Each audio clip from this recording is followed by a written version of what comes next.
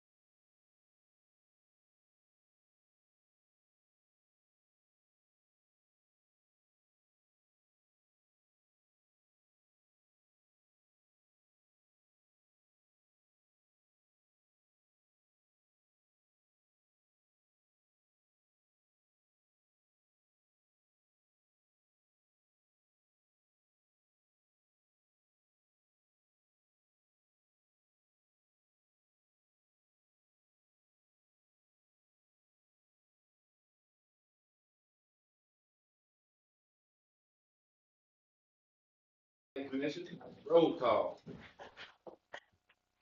Mayor Carroll, Present. Commissioner Gill, Here. Commissioner Gonzalez, Chairman Landers, Commissioner McGee, Here. Commissioner Moore, Here. Commissioner Taylor, Here. Councilmember Blevins, Here. Commissioner Wilhoit. Here. Mr. Chairman, Mr. Vice Chairman, you do have a quorum with 7 members present, 2 absent. All right. 3, approval of agenda. Thank you. I emailed earlier this week about a project that I overlooked that was supposed to advance this agenda, and I'd like to make a request if we could add that to the agenda, and that's 426 Dover Street. It's a minor subdivision that has very little complexity to it. Actually, has no complexities to it. It was required to come to the planning commission because it was more than 2 lots in our subdivision, as well as TCA requires it to come to the planning commission for whenever you're creating more than 2. And then the other item, I did not finish the PUD amendment, so if we could just turn that into a discussion only. There's an E there. Yes, so if we can add 426 Dover Street as F. F, and then the text amendment, leave more time for discussions on that as E. So I had 426 Dover Street as F. And E will now be a discussion on that. Motion. No, all of these. Not, which one was on there? sorry, it is E5. E5. E5 Yes. will be discussion only. The rest will stand as is. I'll make a motion to approve the agenda with the amendments we just discussed. Second. Motion on the second. All in favor, signify by saying aye. Opposed? All right. 4, approval of minutes from PC meeting of January 23rd, 2025. Mr. Vice Chairman, if I could ask to have those minutes deferred, I do have them done, but I was unable to get them proofed this afternoon. So if we could defer those till the next meeting, I would appreciate it. Motion first. Motion. Second. Motion and second. All in favor, signify by saying aye. Aye. Opposed? All right. 5, approval of training hours. We would like to do that, of course. Tom, do you have those or Lisa? No, actually, Lisa does. And that would be from, We actually had 2 meetings, the one on January 23rd of 25 with Mr. Freeman came and presented, and then the growth committee meeting can count as a training session also. So what I have is Mayor Carroll will have 3 hours, Commissioner Gill will have 3, Commissioner Gonzalez will have 3, Commissioner McGee will have 3, Chairman Landers will have 3, Commissioner Moore will have 3, Councilmember Blevins will have 3, Commissioner Taylor will have 2, and Commissioner Wilhoit will have 1. Motion to approve it. So, Have a motion and a second. All in favor, signify by saying aye. Aye. Opposed? All right. Training hours are passed through. Number 6, constituent comments.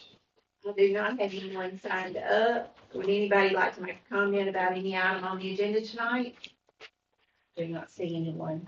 Okay, hearing none, we will move on to 7, old business.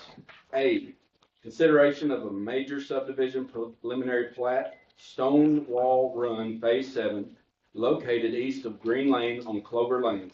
Total of 40 townhomes in a horizontal property regime identified in Bedford County tax record as tax map 78, parcel 11, R4 high density residential. Total acreage is 5.97 acres. Black Diamond Construction is the owner and North Cut Surveying is a representative.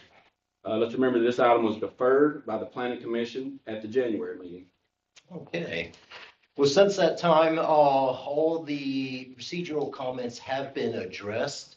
With the exception, there were 2, if we could add 2 other notes. 2 of them are general comments that has to do with stormwater management agreement that you'll see on any site plan development as well as any subdivision application that has stormwater features. But in this case, if we could just have, well, we're recommending approval of this since they've addressed all the comments from staff, and it meets all of our subregs as well as our zoning ordinance regulations, and it is consistent with their concept plan that this commission has reviewed. But if for the procedural comments, if you look at note number 3, to add add a note stating that 2 parking spaces are to be provided for each townhome unit. Even though it's shown graphically as a drive on there, I believe it's important to also have the note on there. And then actually, I will go back. Actually, I don't know if it's visible on this one. I don't know if I actually put it on there, but the calculations for the green space is at 80% an included drive, and I believe that was an error on the drawings because in previous one I believe it's closer to 40%.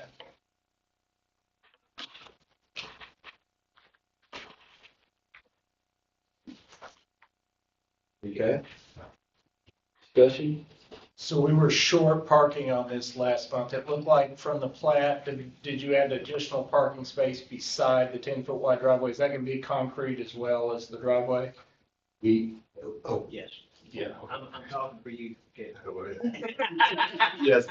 Yes, what I had asked for was what that dimension was, and that's why in this case I'm just asking that it be provided for. I did put a dimension, Oh, maybe I overlooked right it. there where your green thing is. It's right there. Okay. Yes, there you can see where there's actually 2. So it's a 10-foot driveway and then there's an additional parking. Yes, space right beside it. Okay.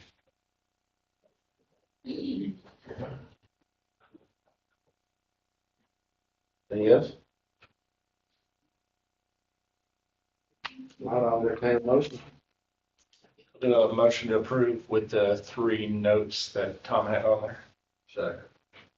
Motion is second by him. Roll call. Mayor Carroll, Yes. Vice Chairman Hill, Yes. sorry, get me. Commissioner Moore, Yes. Councilmember Blevins, Yes. Commissioner Taylor, Yes. Commissioner Lloyd. Yes. And Commissioner McGee. Yes. Passed. Okay, so we'll go to section 8, new business. A, consideration of a rezoning application from R2, medium low density residential to R4, high density residential of 8.75 acre parcel addressed as 138 McDale Lane, fronting on SR 437 bypass and McDale Lane. Tract 1, identified in Bedford County tax records as tax map 69, parcel 31. Pleasant M. English, owner. St. John Engineering LLC representative. In parentheses, subdivision plat pending. Track number 1 is given for identification purposes. Close brief. Okay. All right, well, you see the location is, this is the subject parcel that I'm calling tract 1, which is 8.75 acres, currently zoned R2. And the applicant is requesting that to be rezoned to R4. During the course of this application, this is one single parcel, but you can see it's actually split by the bypass. So in essence, you have a single parcel, and the rezoning application would make it a split zoning. But I think it's very evident that you have natural boundaries that would distinguish between the R4 here, and there's a second application number, agenda item, is it B? B, that is track number 2. So technically, it should have been separated at the time when the bypass was constructed back in 2012, but wasn't. But regardless, when we did our analysis, I always like to put my basis for it. And I've shortened it so it's not so jumbled up there. But the items on the bullet points here is what we look at, especially its consistency, compatibility, and conformance with our regulations as well as with our adopted policies and maps. In this case, this is the bypass corridor area. You see the track 138 McDale is to the north here. And current zoning R2. The R4 at the highest and best use for the gross density is about 127.05 units. This is arterial that's coming through here, so there's no question that the traffic may be handled, especially since 231 North is right there. Let's see, surrounding it right now, there is a single-family dwelling on the parcel, but around it are vacant property except for this multifamily to the northwest. But as far as matching up with our future land use map, or comprehensive plan, major thoroughfare plan, and as well as the neighborhood conditions, they're all in alignment, and which is why that we're asking that we support this application to be R4. If there's any questions. Do we have any questions for Tom? Very good. If there's no other comments or questions, I will entertain a motion.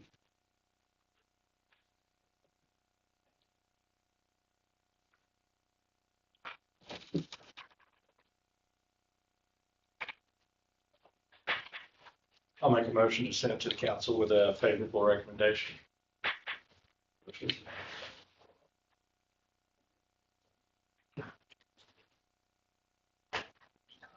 Okay, second. Second. Roll call.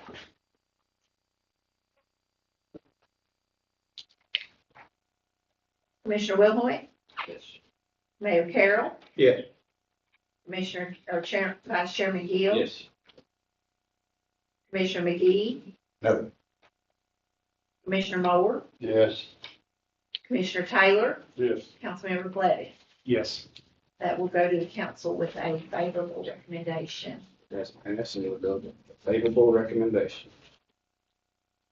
B, consideration of a rezoning application from R2 medium low density residential to C2 general business of a 4.6 acre parcel running SR 437 bypass track 2 identified in Bedford County tax records as tax map 069 parcel 31. Pleasant M. English owner, St. John Engineering representative. Same comment, subdivision plat pending on this one. Track number 2 is given for identification purposes. Okay. This is the second part of the application, and you see this is track number 2. Track number 2 has some barriers to not to the rezoning, but to subdivision itself. There is no water and sewer available on the site, and it requires extensions on it, but it can be done at the development phase. The applicant is looking to rezone that C2, which, as I've gone through, well, actually, this is where I talk about the water and sewer extension. I believe it's right at this corner here, and water is across the bypass. And just like the other one, this is technically a split zoning, but there's a natural barrier here. And it probably should have been separated at the time that the bypass was created. Let's see. So in the future land use map, you see it's bypass character area. C2 is the, or commercial development is a consistent for that zoning, for that character area. Currently it's R2, vacant property all the way around. You can see. And larger tracts, same thing as the last edition. And based on our analysis and in our opinion, we support this application and are requesting that the Planning Commission provide a positive recommendation to council. Okay, thank you, Tom.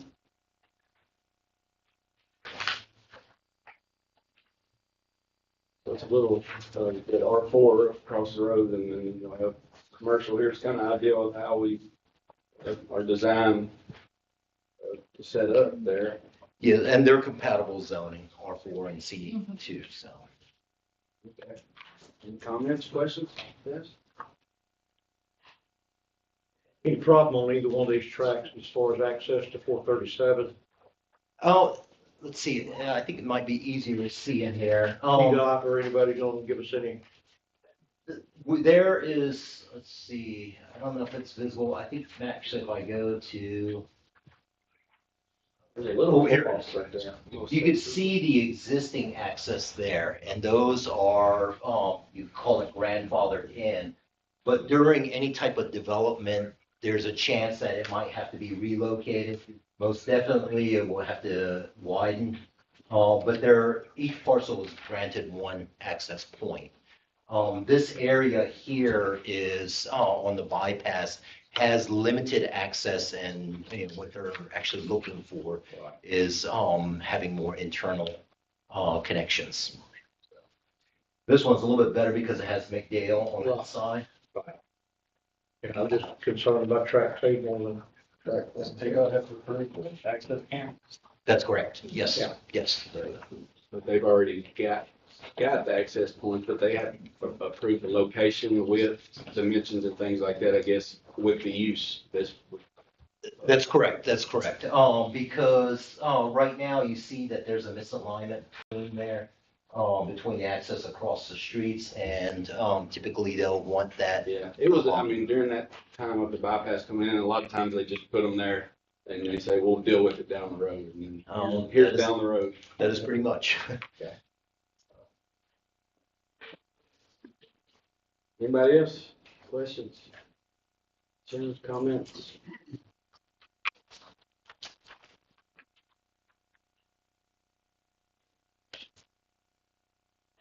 I'll go entertain a motion. Motion right here, Henry. I'll second. Budden, Councilman Huggy. Favorable recommendation to the council. Yes, favorable. A roll call. Commissioner Mower, Yes. Commissioner Taylor, Yes. Councilmember Blevins, Yes. Commissioner Littlehoy, Yes. Mayor Carroll, Yes. Vice Chairman Gill, Yes. Commissioner McGee. Yes. It's passed with a favorable recommendation to the city council. We move on. C, consideration of a site plan application for 6,800 square foot addition to an existing building parcel identified in Bedford County tax records as tax map 89G, Group G, parcel 18, zone C2, general business. The total acreage of parcel is 1.2 acres. Stephen Feldhouse, owner, Sadler and Associates, consulting engineer representative. Thomas? Okay. So as you can see from the overhead, wrong direction. This is just northeast of East Depot Street on North Thompson Street, and this is the parcel back here where the addition is going in front. And you can see from this photograph, the addition is actually going over existing concrete area. There's actually zero pervious area on this property. It is actually covered with gravel throughout. So the addition is 6,800 square feet, and as we proceed along, I'm going to ask the Planning Commission to review the architectural and whether or not it's consistent with our design guidelines or compatible with it, I should say. Let's see. So this is the elevation of the existing building, which is this block building back here. It meets, well, it meets all of our, it's not encroaching on anything. I think the only thing that I found in their site plan is just a labeling, which you'll see in my procedural comment, is just to label the outbuilding as a existing nonconformity, which they have done on the southern one. And it was just overlooked on the northern one. So you'll see this is the block building, and they're just extending this portion out to have the same number of garage doors. Oh, there's the garage doors. The applicant is asking to use a architectural metal. In our design guidelines for architectural, it stipulates that metal is discouraged, but there was a number of comments from commission members about the use of architectural metal, which is a higher grade of metal. And the intent, I believe, with the design guidelines was to not use the lower cost, more economical types of metal like that you would find on roofing and things like that. But this is the elevation. This is the proposed color, which I'm not sure. Yeah, it's a tan color. I was trying to think of what the color was because I think you told me what it was. But it's a tan color that would be compatible with this elevation. So as far as our report, they've met all the requirements. They've answered all staff comments. And there were just two procedural notifications. One is to add a note to the site plan about the non-conforming building to remain. And then the other one is to get the opinion of the Planning Commission decision on whether or not the use of that metal is compatible. Anybody know what we're talking about? Do you know what Yeah, that'll cover all of the chassis and things like that that are parked behind the building there. Is that Thompson Street will that be a barrier? Am I thinking right there? Basically, in that photograph that you see, all those white roll-up doors would be just extended out to the south. Okay. About 45 feet or so, I think is what, I forgot the exact numbers. Towards, But otherwise, the appearance would be very, very similar to what it is now. Everybody know what we're talking about with the ambulance and I guess the old National Guard was there. that's right. Was that what that building was? I played basketball in there years ago. When last year was fun.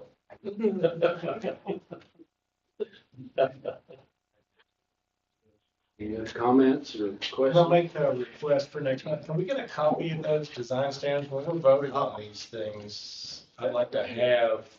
Yeah, I thought if you want me to, I can grab one right now. No, I don't need to right Okay, now, but okay. was it in the packet somewhere? No, it's not. I'll make sure that it gets into, I'll put I can, On our website. they are on our website, as well, but I thought, we've got a zoning ordinance in the back there. I don't know if it's inside there. That's okay. I just need to do better research. I just didn't, I mean, we voted on these last month too, and they were on the screen so small we couldn't read it, and then. Yeah, it almost looked like brick on the screen. Let's see. Well, that's Oh, here it is. concrete block painted. Yeah, here's the new section. These are our design standards. Is that one in color, Ginger? No, I didn't. Oh, put it in color, I'm sorry. Oh, no, sorry. You need it? No, that's. But I can print it out. The surface of this architectural metal is just a little more, It has a heavier batten, as you can see from, Yeah. this middle portion there, which is this part here. You're looking at the cutaway view. This part here is what slips in behind the batten part of it. And it's to make it look more like board and batten. Yeah. okay. So these are individual pieces that connect, okay. So Yes, this is an not big house. 8 by, 10 sheets of metal, 10 going up, these are, Yes. yeah, okay. That clears up, to me, the design a little bit. Yeah, historically, it looks more like the batten type, Yeah. construction, See that. like wooden batten.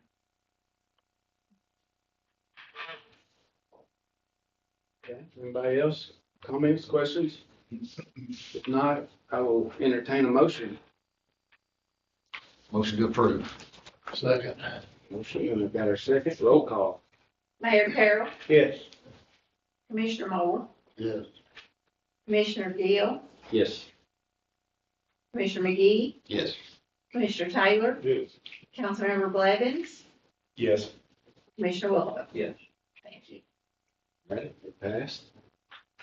D, consideration of a site plan application for 1.3 acre dry tank hard surface storage tank on parcel addressed as 298 Frank Martin Road, identified in Bedford County tax records as tax map 50, portion of parcels number 8, 26, and 11.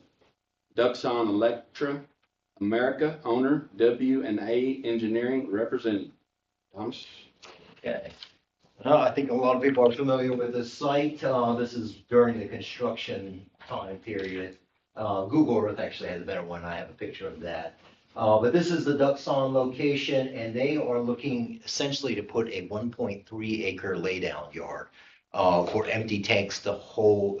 They're empty tanks for use when they put the electrolyte in.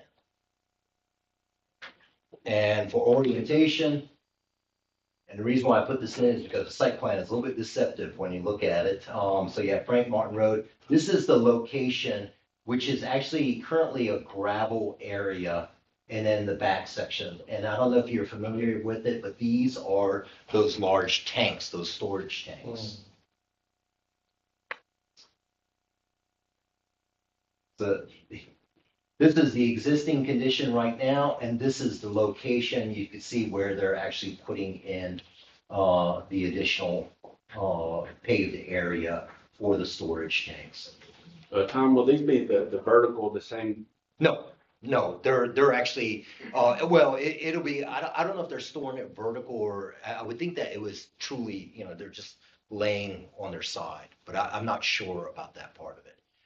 Because it's just a storage yard, they needed it Is to, there any type of protection, wall? I know the tanks do have a wall around. Just a quick digression. Do you know if there is any type of? you mean the tanks around this part has walls? Yeah. Since they're not going to be used as, permanently used, they're gonna be, clean tanks that they fill up and then transport it. Because I believe this is all for transporting the goods, not storing live tanks. No, there's Tanker nothing. trucks. Yes, they're completely empty, and they're just being laid down on the side there, Okay. or laying them there. Carry on. I'm sorry. No, That's a good question. The drainage calculation shows that there was a nominal change in the drainage area, which is why I put under the procedural notifications about coordination. As far as I know, there was no real comments on this particular project because they're just reusing their own impervious area. And so for that reason, we're recommending that this be approved and with the one procedural notification, coordinate with the city engineer and public works, stormwater. So you're not sure, or do you know, does the plan have any type of buffer? I mean, I could see a bunch of tanks, I mean, stacking up there. I don't know. I'd like to look worst case scenario, but I mean, you agree? I mean, does it have what it needs in that area? Yeah, I mean, all it is, it's no different than the way that Cooper Steel uses their laydown yard. It's just a storage area.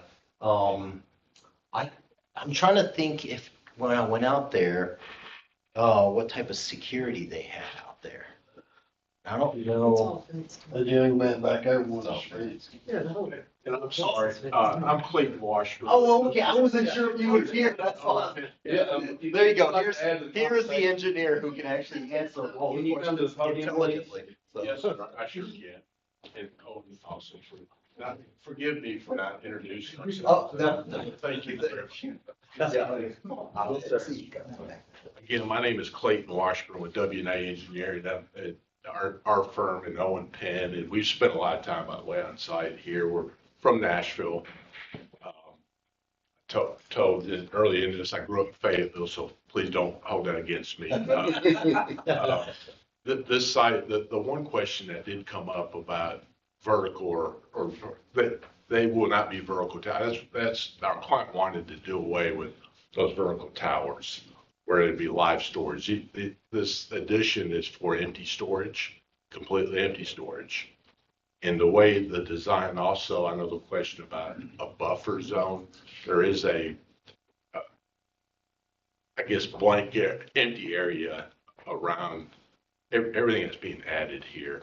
And I think this one diagram here shows in the dark where it's dark and what will be added.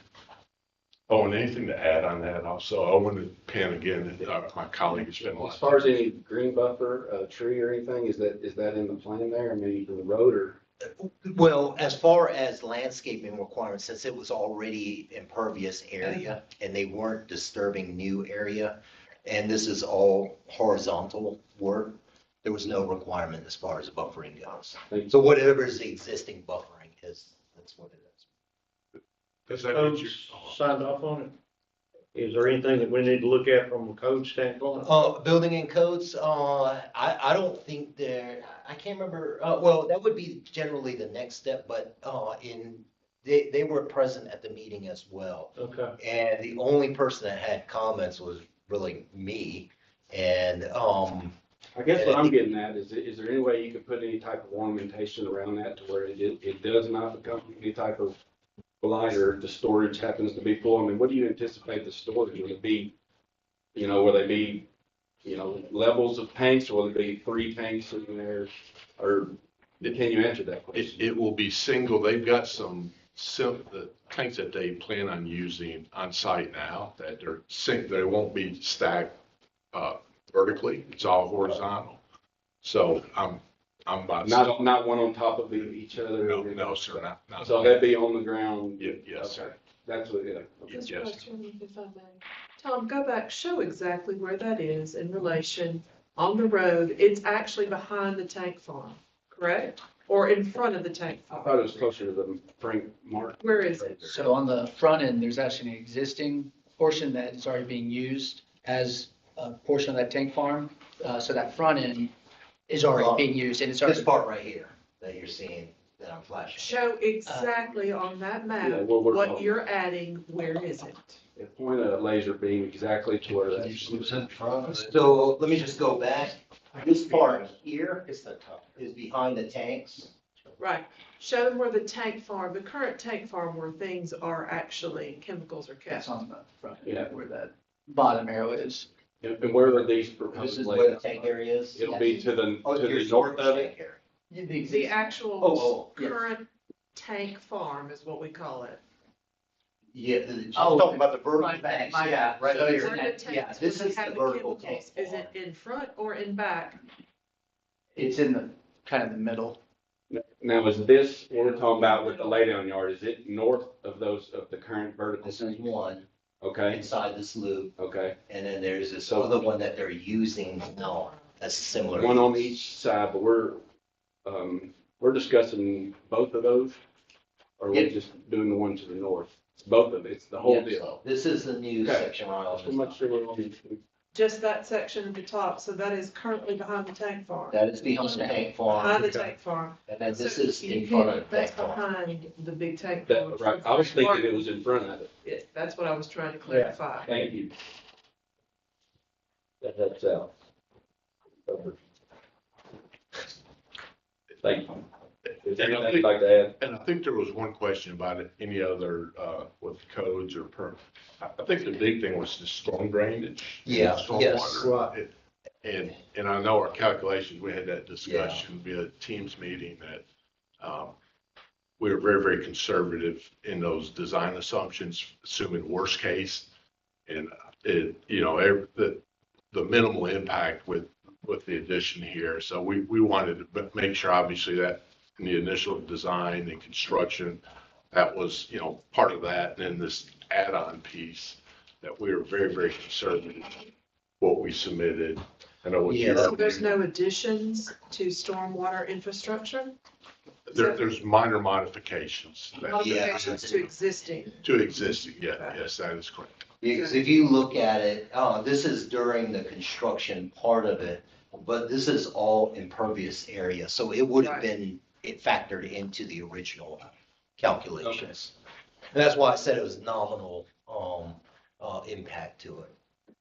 Okay, now during the process, that some of those original plans that were altered a little bit, that didn't have anything to do with this area. This is phase two. Okay. Yeah, so phase one's already been, completed from the as-built phase, and that was the building. And looks like Cade's putting up his drone shots. There you go, Kay. There you go, good shot. Yeah. Much better. Yeah.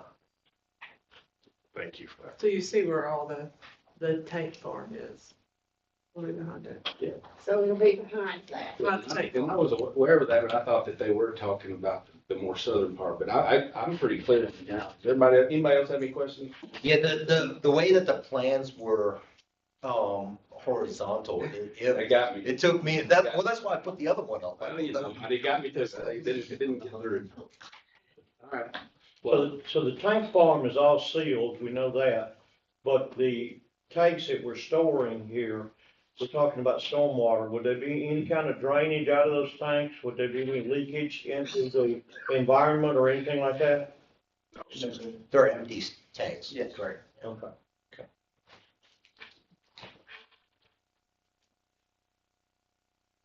I hope we answered your questions. And thank you for I'm sorry that we kind of interrupted your. No, that's good. Thank you so much. I just didn't see you here, so, No, and again, forgive us, but we're glad we're here. And any other questions, we're glad to always be here. Thank you. Thank you. Thank you both for being here. Thank you. Okay. Everybody, I'll entertain a motion. I'll make a motion to approve. With, did you have a note on there, Tom? Just About the stormwater. Yes. Yeah, with that. Because we have to make each change to the stormwater agreement. It's just site plan application, yeah. Motion. For a second. Second by Steve. Roll call. Commissioner McGee, Yes. Commissioner Moore, Yeah. Commissioner Taylor, Yes. Councilmember Blevins, Yes. Commissioner Wilhoit, Yes. Mayor Carroll, Yes. Vice Chair Gill. Yes. That's all. Passed. We're moving right along to E. Text amendments. Some of the items below may be consolidated in single ordinances. The below sections are itemized for clarity. I will go ahead and read number 1. Consideration of a recommendation to the Shelbyville City Council amending the City of Shelbyville Municipal Zoning Ordinance Article 2, Section 2.2 definitions by adding definitions of open space and including active open space, passive open space, and adding usable open space to the same definitions, providing clarity on the use of the terms. Thomas, would you like to address these one at a time? Sure. During the course of development for the R4, the PUD, as well as the R3A, anything to do with multifamily, it became a lot more daunting task when found out there's a lot of inconsistencies as well as conflicts within our own code. And so for this one, what I did was move the definitions that were already within the PUD and placed it in the definitions section, since it is referred to by the R4 as well as R3. And then left the definitions of, the intent of creating more definition or better definitions, I think of it as better definitions for open space, was more of to start moving towards having a separate ordinance and chapter for open space. But that was before I got into and found the conflicts within it. So as far as the definitions of the open space, they pretty much, they are from the PUD. And the other thing that I did with this particular ordinance was connect it back to the subdivision regulations, which uses a different term, but it means the same thing. So under open space, there's no difference as far as what the definition is for that's in the PUD, which is any land or area with boundaries of within the boundaries of development, the preservation of which is in its use would conserve and enhance natural and scenic resources, protect streams or water supply, promote the conservation of soils, wetlands, or other environmentally sensitive areas, enhance the value to public or abutting neighboring parks, forests, wildlife preserves, nature reservations, or sanctuaries, or enhance recreational opportunities. So that's general open space. Yes, it basically, this particular definition covers all the different types of open space, whether you're talking about active, passive, natural open space. Yeah, it's defining the open space that is used. Yeah, well, yes, and all I've done is moved it from the PUD into the definitions in this particular one. There's a lot of, you can see where things were stitched together in the ordinance, and but then they're which is why part of the PUD one was a little bit more of a daunting task to coordinate with the greater body of the zoning ordinance. And I didn't finish it. And then usable open space is the same term that is in the subdivision regulations, but it's called usable green space. So what I've done in this particular definition is basically kept the PUD definition, which is an area or areas within boundaries of development that are designed, set aside, or maintained for either active or passive recreation, or both, and are available and accessible for use and enjoyment by all residents of the development or designated portion of the development.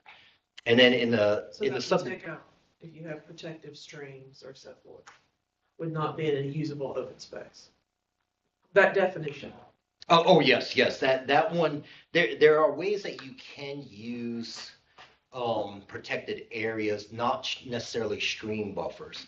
Well, actually, I think even in the stream buffers, you can, depending on the type of material that you use for walkways. Like you can use chips, wood chips, because they're pervious and they don't disturb. But the intent is not to have stream buffers in there. But that's Unusable open space. Unusable open space. And the definition, which I didn't actually provide the definition for the subdivision regulations, but let me just say that it is substantially similar to open space or usable open space. Are we still using green space, or did we eliminate? Oh, green space is in there too. Okay. And it means something, green space typically means landscape area or natural grass area.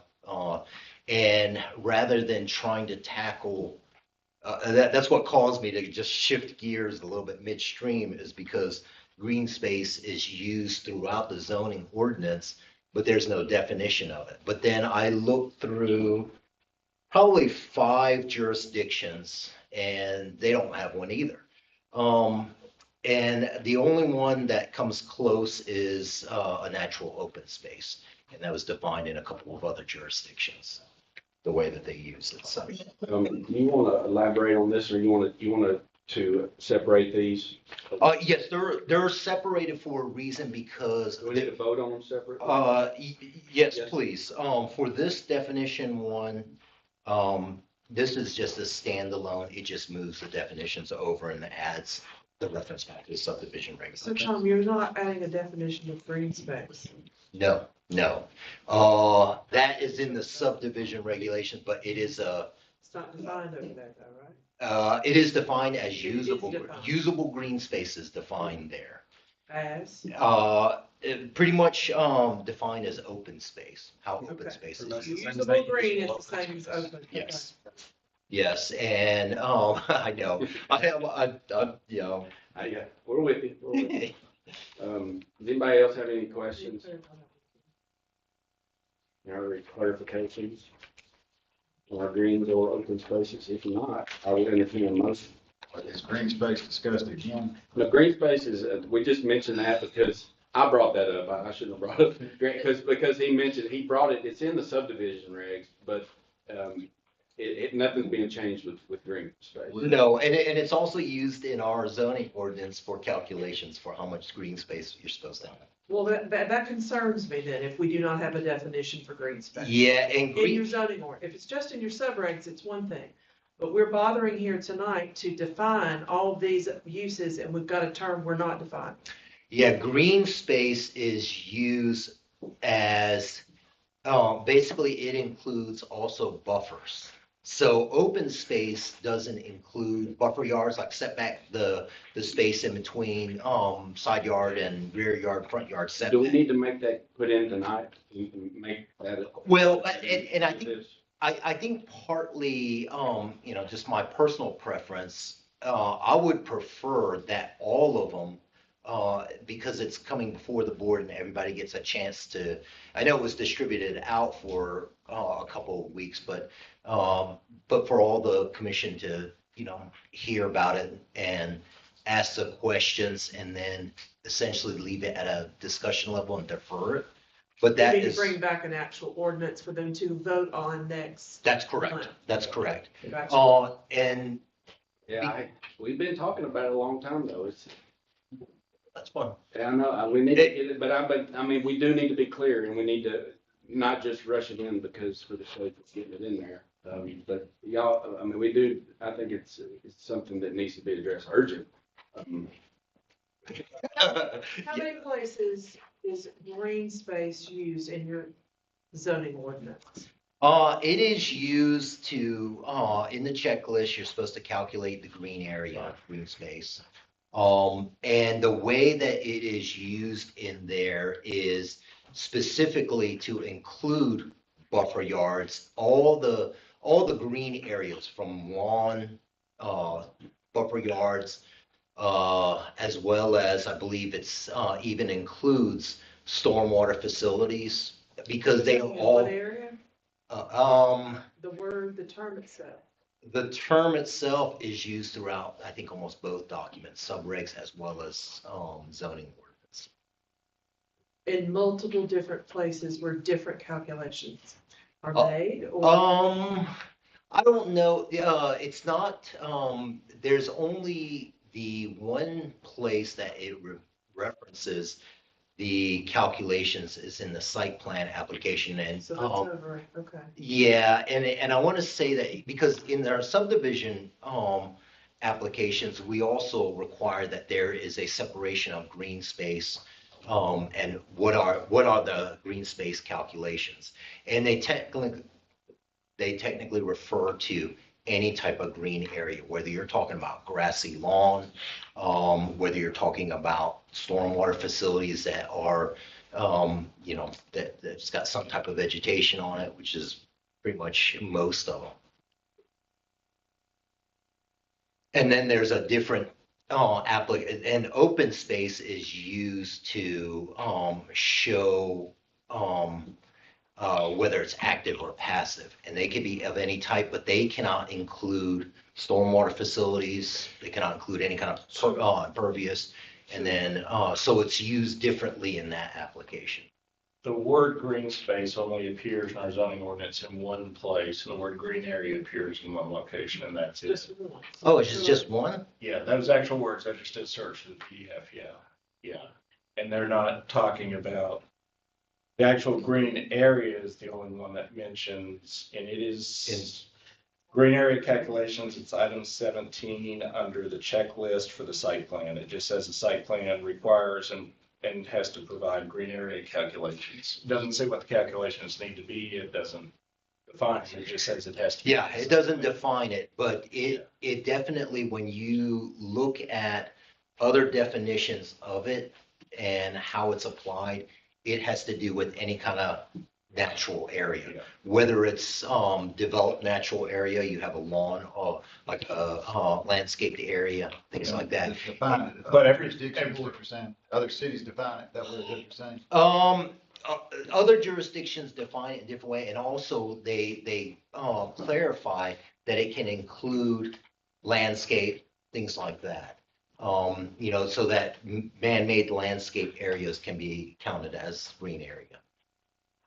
But as far as the discussion in our zoning ordinance about these spaces, they're referred to as open space in the zoning. Yeah, ordinance. everywhere else. Subdivision regs is different, but in the zoning ordinance. So these are the terms we're defining are the terms that are. Is that a capitalized term? It is not, no, it's just in a sentence. Green area? Yeah, green area Like green space? calculations. Yeah, subregs uses usable green space. Yeah. And it's, They use- the way that it's defined in the subregs is essentially open space, a natural open space. Mhm. But what do y'all want to do with what we got on the table here tonight?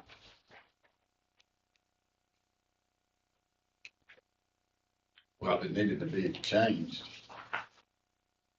What's the process to change? And this is, just to add, this is just relocating it from one area to the definitions. Plus adding, plus you're adding. But yes, usable open yes, space. referencing back to, yes, referencing back to subregs. Right. So, I mean, the impact of that is you're taking out of PUD, you're making it very clear that this is a defined term to be used and applies all across your zoning. Yes, and that was That's what the it's intent for of when it. you move it to your definitions. Yeah. Plus, then you're also making sure you're basically sub-categorizing the types of open space. What's active, what's passive, Yes, what's usable. yes. And so my concern would be, if there's something else, I'm sorry, what? Yeah, that's, so why not go ahead and define green space, or are you saying it's the same thing? I'm trying to determine exactly where that is in our zoning ordinance and the impact of that term. I don't quite understand that yet.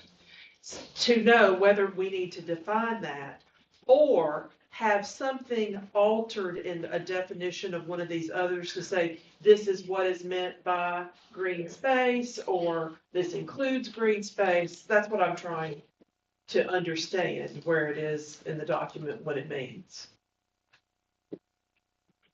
Because definitions are critical to interpretation sometimes of the zoning ordinance. Yeah, and since we're using open space and not green area throughout the subsequent changes in the ordinance with R3A, R4, PUDs, this was, in my opinion, just more important versus trying to decipher green area. I went through, I just need to find a definition, if anybody has a definition of green area. It's used in a lot of jurisdictions, but not necessarily defined as what it might be. But when you look at the, I guess the usage, it's very, very much, it includes anything that is not built up, not improved. You have something?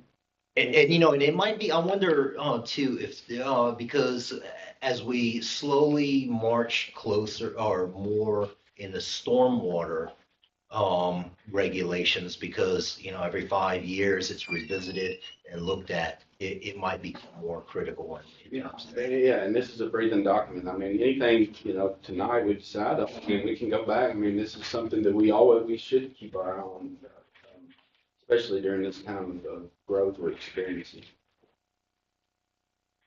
Well, I guess I'm not confused because you're saying it doesn't apply, but if on the slide where it says open space and green space definition, so you kind of losing me as to the argument. Yeah, that's a header. I think he just used that. Yeah, That's not in the It's actual just- ordinance. yeah, you see it on where it's in the definitions of municipal. The way that it's used in there is an open, space. Yes, using it as open space. We'll get to the subreg changes, later this year. Okay. Entertain a motion? I'm just gonna say, we've been working on this open space for 12 months, and if we don't go ahead with these definitions tonight, we're delaying all of this again for another month. I make a motion that we move ahead with the definitions as provided. And This this, ordinance to council. and an ordinance to In March, is council what you're with saying. with a favorable recommendation, where the council will get to view that 2 months in a row, and if we back with a legal decision that we need to adjust it, we can do it at that point. Got a second over here? Was that Steve? Mr. Taylor? No. Refine or add more definition. We can add Sure. the definition later on, yeah, because we have to come back. Roll call.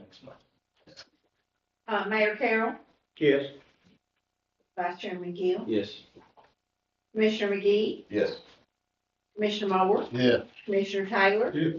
Councilmember Blevins, Yes. and Commissioner Wilhoit. Yes. Thank you. All right, goes to the city council, with the favorable recommendation. 2, consideration of a recommendation to the Shelbyville City Council amending the city of Shelbyville Municipal Zoning Ordinance, Article 3, Section 3.13, Site Plan by adding Section 3.13F, incorporating the city of Shelbyville design standards, a standalone provision into the same zoning ordinance. Tom? Yes, so okay, I gotta wait till Kay catches up here. Well, I can still talk about it. The, design standards were actually adopted and enacted, as a standalone document. And I think partly, well, I can imagine the intent behind it, but it is not within our zoning ordinance. And so what this particular document does, since it is applying, hey, oh yeah, my pictures of why we need open space. Oh darn, yeah, look at that. And now I will say that this is not in Tennessee, but all you have to do is look at Google and you can find places like this. But anyway, actually, I don't know if I don't think I actually have a slide on this one, but, because it's just relocating the design standards and placing it into site plan applications, which is where we actually use it. So 3.13 site plan speaks about, which types of applications actually have to use the design standards. And it's also referenced in the design standards itself, and that's how it was a standalone document. But in this case, I'm just moving it over to our zoning ordinance where it should be. Any questions? Comments? I'll entertain a motion. Make a motion to send to the council with a favorable recommendation. Second. Yes. Motion second. Roll call. Commissioner Moore, Yes. Commissioner Taylor, Yes. Councilmember Blevins, Yes. Commissioner Wilhoit, Yes. Mayor Carroll, Yes. Vice Chair Gill, Yes. Commissioner McGee. Yes. All right. It passes with a favorable recommendation. 3, consideration of a recommendation to the Shelbyville City Council amending the City of Shelbyville Municipal Ordinance, Article 5, Section 5.4.2A, R3A, medium height residential districts. district provisions by adding open space purpose statement and open space requirements for multifamily development and cross-referencing with design standards. Mr. Chairman, before Tom goes into that, let's make certain, and Lisa, when we pass a motion, we're actually amending the zoning ordinance, municipal ordinance. Did I put Maybe- municipal? You just left out. Oh, zoning, okay. Yes, there's another, I don't want people to get Yeah, confused, but if you're trying to do the municipal code, I mean, the zoning is part of the municipal. yes, code. not the municipal code, But yes. The numbers are gonna be off, or the numbering will be off if we go there, it wouldn't be pretty. Oh, So I just wanted to make it's sure already that not your pretty. motion, it's the Uh, zoning ordinance. Yeah. Just in three there, I believe. The rest of them. The rest of them are fine. So, good catch there. Thank you. All right, Tom. Okay, so actually number 3 and number 4, those that deal with, the R3A and R4, I consolidated into one ordinance. They were, We'll vote on this one as one. yes, if we can 3 and vote. 4 is one. Both 3 and 4 are very similar in their, in what was actually changed, the language that you see highlighted in yellow. All that was added in, and they're the same in R4 with the exception of, this one says R3A, the next one says R4. And actually I have that slide. Oh, hey.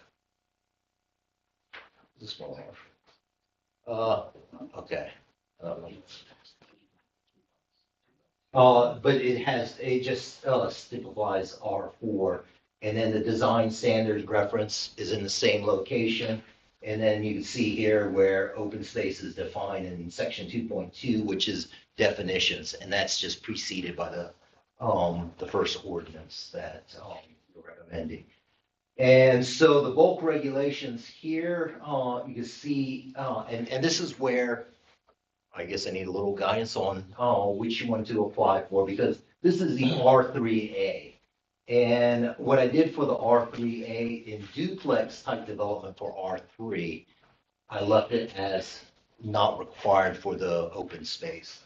And only since we've always been discussing multifamily and higher density, it matches up with the same across the board, 15%, and then 50% of it has to be usable open space. And you see that's the 7.5.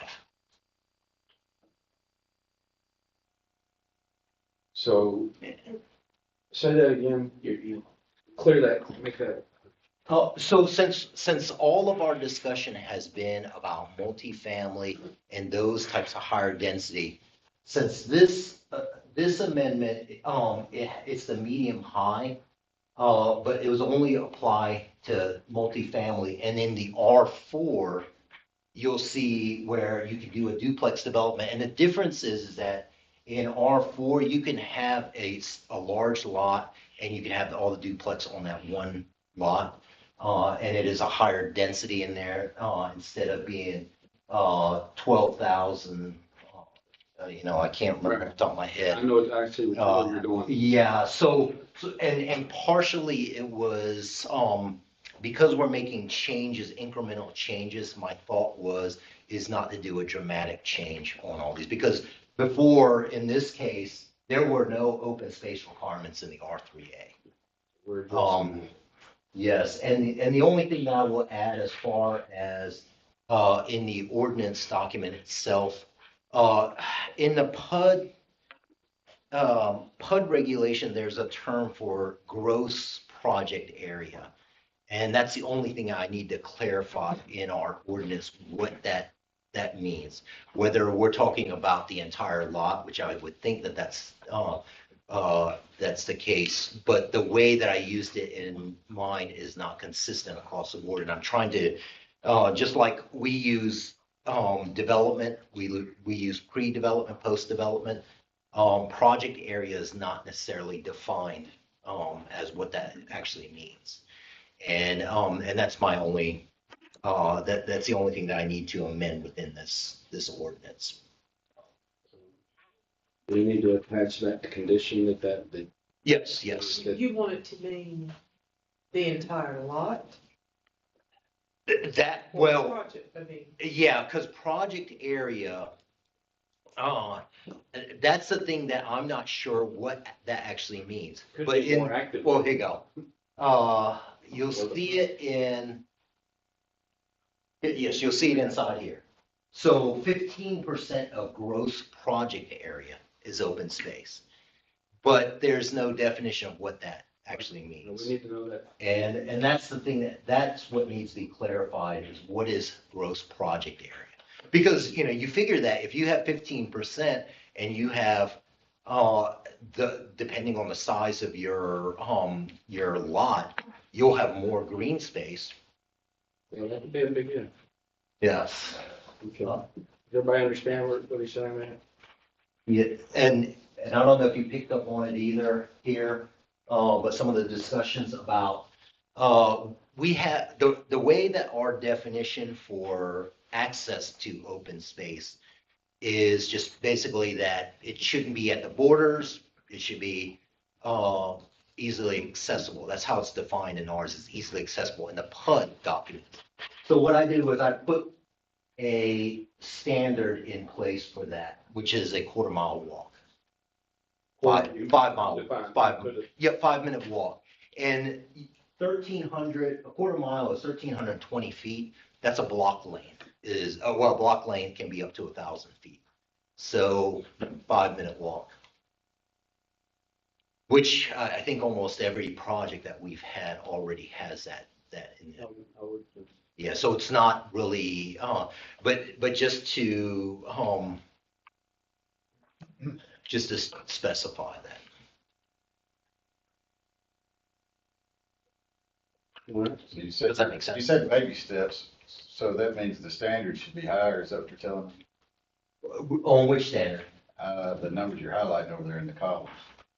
7.5. Yeah, there was no requirement for open space in the R3A. And so for multifamily, we're adding, it's the same as with multifamily in the R4. I'll jump in now. Oh, yes, please. And I want to make sure this is okay, but I'm hoping to make a motion to send this through, but I want to change one number. And Tom and I have discussed this. I looked into the city of Nolensville and also the town of Thompson Station. We got these, I started working on these numbers with Waleed a year ago, these open space requirements. These were based on Franklin's numbers at that time. Since then, we've done additional research, and some of the areas that have higher growth have way more aggressive numbers than this. In the town of Nolensville, if you put a development in now, you require 30% open space. If you go into Thompson Station and build a residential development, you require 45% open space. So my intent is to make a motion to send this to the council with that number being 20%, and that being the only change, half of that being usable, so it'd be 20 and 10. Okay. And I'd like to carry that through, which we're not going to get to PUD tonight, but I'd like to carry that through R3A, R4, and PUD eventually. And I think that's a good starting point. It's double where we're at now, but it's nowhere near as aggressive as Thompson Station, as Nolensville. And as Bo said, eventually this is a document we can change. If we get into this 6 months and we see that we're still not getting the kind of developments we want in the city, we can jump that 20 number to 20% up to 30% if we need to. But I'd like us to sit at the 20% for a few months, see what kind of developments we start getting in from developers and deciding if that's a good number. Sure, and I think with some of the ideas that, eventually we're going to advance later this year, such as with the overlays and things like that, for doing conservation of resources, it might help to balance out that as well, instead of upping the number. Are the setbacks being dealt with on this, on the R3A? Or? That's on the PUD. That's on the PUD. Yeah. PUD is the only one that you can actually, you're flexible on. I'm sorry, didn't mean to bring that. That's okay. We still got to discuss it at least. We just can't. All right, thank you, Josh, and Thanks for rubbing it in. that's my job. Anybody else have any comments or questions? We're going to be voting on 3 and 4 consolidated together. Now that, what was that condition? About the project area. The definition. Yes, I'll clarify what that actually means and then, uh, yeah, I don't know how you want to do that. We just add that, We'll just what you add, give us at the council and we make the decision there. Yeah, I mean, I found definition online. Yeah. It said in general what that. What means. does it mean? Does it mean the general- actual buildable area? Well, it generally means the footprint of your project. Okay, Would be, okay. you know, all the Like gross boundaries, Yeah. right, Well, now, when you say footprint, right. And we It can could be look at that parking lot later. and I Yeah. don't wanna slow y'all down. to I think we I mean, can I- find it I thought pretty too, quick. It's just Yes, a lot of supposed to be stalls. discussion. Bit of it. I think, That's why, that's why I sit here. I think that's Blame what it on we can me. address pretty quick. It seems like, so if there's not any other questions, I'll entertain a motion. I'll make that motion as I described, to approve what Tom submitted to us with the change from the 15 number to 20%, leaving the 50% language, which makes the usable open space requirement be 10%. excuse me, you know what, Yeah. I just realized something about the R4, because R4 is incorporated into this document. Right. And there is a I don't know if I have let me see if I have the slide for it. I do have, okay. You're talking about on number 4 or number, Yes, R4, on number 4, R4, because one of the recommendations from the growth committee was to actually increase the Hey, Tom, lot why front. don't, let me read that. I hadn't read number 4, so let me just go ahead and read that. Okay, well, we okay. haven't voted on 3. Well, Well, we have yeah. flat on, Are you gonna- because he submitted a single word. Is that okay, council? It's 2 items on your agenda. Okay, well, good, then we can talk about the Separately. next one. talk. It's 2 items on your agenda. You said up here, you may actually consolidate this in one ordinance. That's perfectly fine. Okay, that's If you wish great. to do that, but it is listed as a Yes. separate item on the So, agenda. and That you're, sounds and right now you're addressing 4, so let's vote on 3. How about that? That's great. Okay, I'll entertain a motion on 3. I have a motion from Mr. Black. I can It stands. Yeah, I don't remember what I said, but. Okay. David second. Roll call. Okay, the motion is to approve the recommendations from, well, From- Mr. Bachelor. Yes. And add, changing the open space to 20% with 10% being usable, is that correct? That's correct. Okay, And the definition. and adding the definition of, project area. Growth project area. Gross project area. Mayor Carroll, Yes. Chairman Gill. Yes. I think I've called you everything tonight. Thank you, Kevin. Commissioner McGee, Yes. Commissioner Mower, Yes. Commissioner Taylor, Councilmember Blevins, Yes. Commissioner Wilbur. Okay, it goes favorable recommendation. Okay, let's go on and read number 4. Consideration of the recommendation to the Shelbyville City Council amending the city's municipal zoning ordinance, Article 5, Section 5.4.3, R4, high-density residential districts. District provisions by adding open space purpose statement, cross-referencing with City of Shelbyville design standards, amending open space requirements and increasing lot width requirements for multifamily development. Thomas Batchel. Okay, and I don't have the nice highlighted section, so I have to go to my default here. In essence, it's, the language is the same in the R3, the highlighted areas about the referencing back to design standards, as well as, what was the other one? Oh gosh, I'm having a brain meltdown here. Go back. Open space purpose and requirements, with the exception of, just that it is applied to R4 district. And in this one, it's the R4 is at 15%, as well. So there, it's very similar with the R3A originally as it was written. And then instead of, definitions referring back to the PUD, it is in 2.2 once that first ordinance, is approved. And then, as far as adding the design guidelines, what it's relating to, specifically, it is the landscape screening and open space. And then increasing the lot width, the frontage to 100 feet for multifamily only. Because in R4 district, you can have duplex as well, but this is only applicable to R4. Do you know what that current multifamily is in R4? 75. 75. Yeah. So Yes.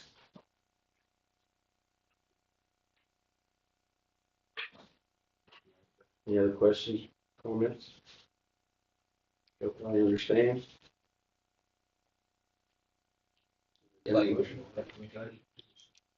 It's with the same edits that we did Yes. to R3A. And same for me as well. That's right. I got a motion. Second, Mr. Taylor. We'll go to roll call. Mayor Carroll, Yes. Chairman Gill, Yes. Commissioner McGee, Yes. Commissioner Moore, Yeah. Commissioner Taylor, Yes. Councilmember Blevins, Yes. and Commissioner McCoy. Yes. All right, if those are favorable recommendations of the council, we're going to discuss, number five, discussion only, consideration of a recommendation to the Shelbyville City Council amending the City of Shelbyville Municipal Zoning Ordinance, Article 5, Section 5.8, Plan Unit Development, Zoning District Provisions, by adding references to other sections of the ordinance and the City of Shelbyville Design Standards, removing, conflicting, and clarifying the existing language of the section, increasing amount of open space, and adding specific landscaping requirements within parking lots, clarifying procedures for minor amendments, and denied PUD applications. Thomas. Okay, so, as you can see on the slide, this is the summary of the sections that are being amended. So specific, requirements for location, size, and frequency, providing landscape islands within the parking lot to encourage more greenery within the parking area. And same thing for open space is 15%, but if we want to increase that to 20%. Then, as far as, there were a lot of areas in the language that were just outdated or they were non-specific, too generalized. So, that was what the more specific language is being, proposed to be amended. And then, some of, let's see, all my slides are all over, okay. It should be in your package, the summary. But there were a lot of conflicting language within that. And the key points of it, though, are the open space, the setbacks between houses is 7.5 feet, so that you have a total of 15 feet. And if you want to adjust it, that's fine too. And then one of the items that Shelbyville Power asked, which you can barely see at the bottom in the red, was a provision for increasing the public utility drainage easement. And that had to do with some of the changes that were in the PUD also included where when you're in a cul-de-sac, typically the frontage on a cul-de-sac is 25 feet. But to make sure that you don't get these long slivers of lots that at the bare minimum, at the building setback line, it's 40 feet. And then adding an adjustment in there so that if you're stacking or if you're putting a lot of utilities in an easement, that you actually have to expand that. And that was something that I think John Freeman and Doobie had spoken about at the closing. Tom, how much is the increase on the utility easement? It is, it's not specified, and that is something, well, especially since Shelbyville Power doesn't give me that information. They don't tell me, like what each of the utilities requires for it. But you know, where the, I guess the intent behind it was that if you have, we've had instances in a PUD where, the frontage is, for example, John used one where it was, I think 30 feet. And you have your building 20 feet, you have your, 10 feet on the side, and then you also are stacking all of your utilities in that. It's not enough for them. Oh, I'm glad you talked Yeah, yeah. about it. Yeah, well, especially, I mean, I think that. What does he want you to add into our document? What language is he wanting to add to the document? That, depending on what utilities are, proposed to be in the easement, Mhm. that there's, that they may be required to increase it in order to provide. Well, since there's no number, can you put just? I can get a number. I'll just ask, Shelbyville Power to actually, give me a number for each of the different types of utilities that we have. I was just trying to make this guy. Yeah, I mean, we want to help, but we want to. Yeah, that too, and there's some, I don't think it happened with Madison Town, but there's some developments where the spacing in between is so, tight. Some of our old ones. Yeah, it was an old one that, was a salt in the wound. Oh, yeah. Yes, oh, that's right, I forgot about that building that was over the easement. Yes, I forgot about that one. Is everybody pretty clear on this? Is there anything else that you need to go over with that? No, but I will say that in the next month, I'll also bring the design standards updates that basically reflect the same thing with multifamily. The way that, the design standards were written in order to add, a little bit higher standards on design, as well as that, it was all included in the design standards. It wasn't in our R4 document. So, I'll just, draw them together for consistency so that we're not looking all over the place. Okay. So is the goal to bring back PUD next month? Just PUD and, the design standards, and then, following that, we'll start looking at the traffic standards. That's going to be the next one on the list, is the traffic standards, and it's, I'm trying to do the growth committee. I was listening to, Commissioner McGee about at least doing more often in the, year. Yeah. So I'm just doing quarterly. Sure. And, but I'll have to figure out the timeline for, when some of these improvements can take place. While we're on PUD discussion, just real quick, something I sent you in an email and brought up on, again, looking at Thompson Station, which they won a bunch of awards, so I started reading through their documents. They have a step in the PUD process that we don't have, where after the neighborhood meeting, they have a joint meeting with the developer, the planning commission, and the council. Yeah. An informal discussion, just where they can have a back and forth, so that it doesn't, that way the council doesn't see it for the first time and they have to already vote on it. They can actually give the developer some feedback and say, they're not committed to anything they say. They can just say, hey, we like this, we don't like this. That might be worth adding into our PUD, our PUD process. Because those PUDs are always been the ones that have been the most controversial. They have been. Had the most people. And the least. It's a good idea, yeah. So actually meeting with the developer rather than just waiting and voting on something. Yeah. Yeah, it could be, it would not be a commitment. Right, it's not a commitment, and it was very, and we can steal that wording, but yeah, it was like an informational meeting, just like the neighborhood meeting is, but with the planning Does commission. everybody agree with that? That's, Yeah. That'd be something good. Good suggestion. Put that in. Yeah, I like that idea. Okay. I'll have to meet again.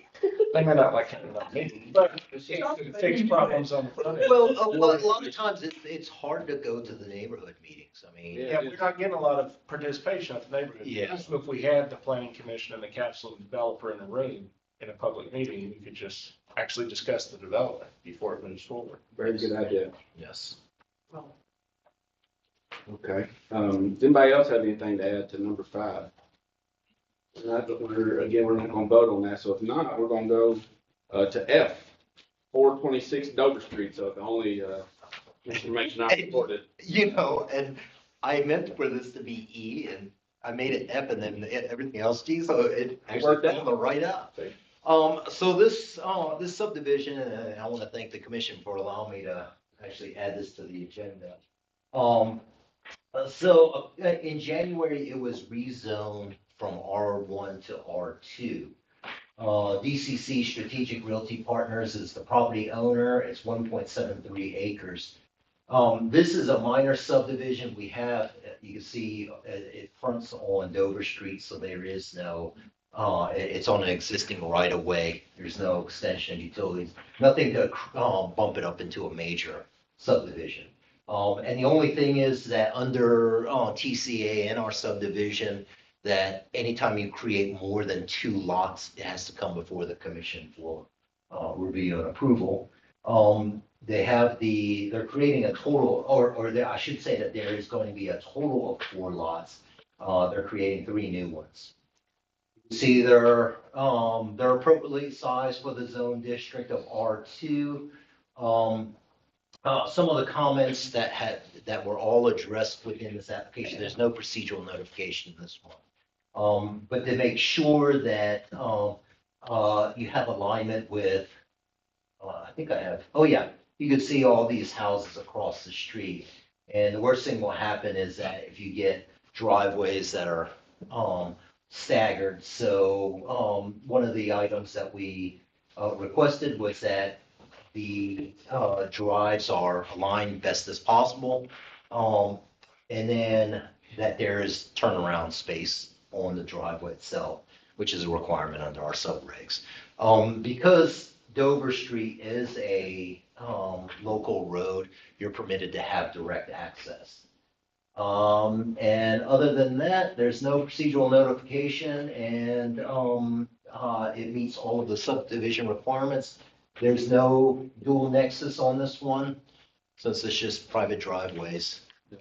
And so we're recommending approval. Say the only concern I have again, which is the big concern is traffic through there. I mean, there's no secret, a lot of development happening right in that area, and the road conditions are, they could be better, I guess. No fault of anyone else. It's just the way that the city was designed. Yeah, and I will, I forgot to add this because this is something that was inconsistent in the past, where in our subregs, we're permitted that for any type of subdivision application, that you can increase the right of way, which is what was done here.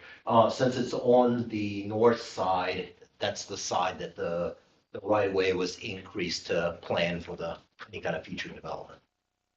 It was something that was not, it was a hit or miss. Actually, I don't remember in my time.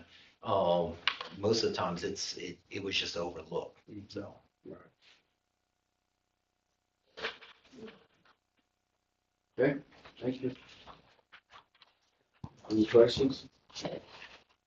Comments? I'll entertain a motion.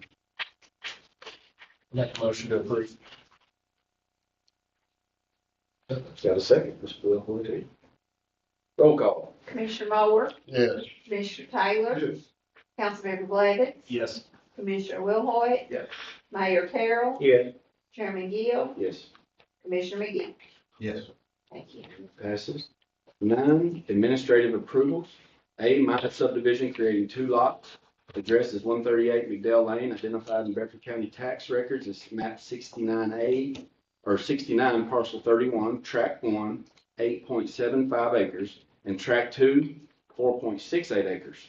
Current zoning are R2, medium low density residential. Pleasant M. English owner, Northcutt Surveying representative. Subdivision plat anticipated approval by the time of this meeting. Track numbers are given to identification purposes. Thank you. But we learn now that we cannot proceed with the approval pending the sewer extension to the south. Sewer and water, I should say, extension to the south. So we'll just hold on to this application until that south parcel is developed. which, sorry. Okay, it's going out. The south parcel, is developed, which there's already a potential buyer on. So, Good. so once it's rezoned C2. Okay, 10, staff report. A, next planning commission growth meeting, March 10th, 2025. Topics, parking standards and traffic impact study standards. Yes, so March 10th, be Okay. there, be square. All right, well, I've got a question. I was driving here, the lot on the square where that building fell down. Yes. I noticed the bricks are still there. It's worth about a year. Do we have any update on that, or is there a problem getting that out of there, or?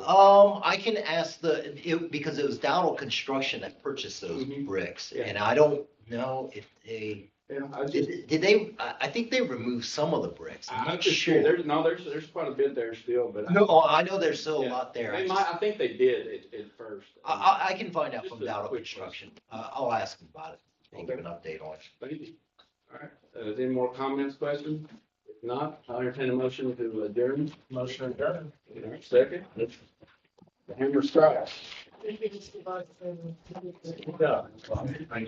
Thank you. Good job. Yeah. It's good. I'll need it.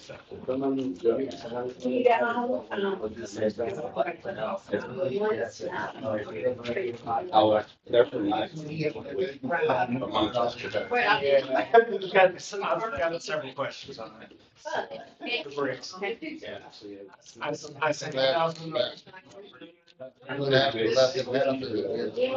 Oh, yeah. They do that. Oh, Last time she was talking to Dad at the meeting about his house, they built out there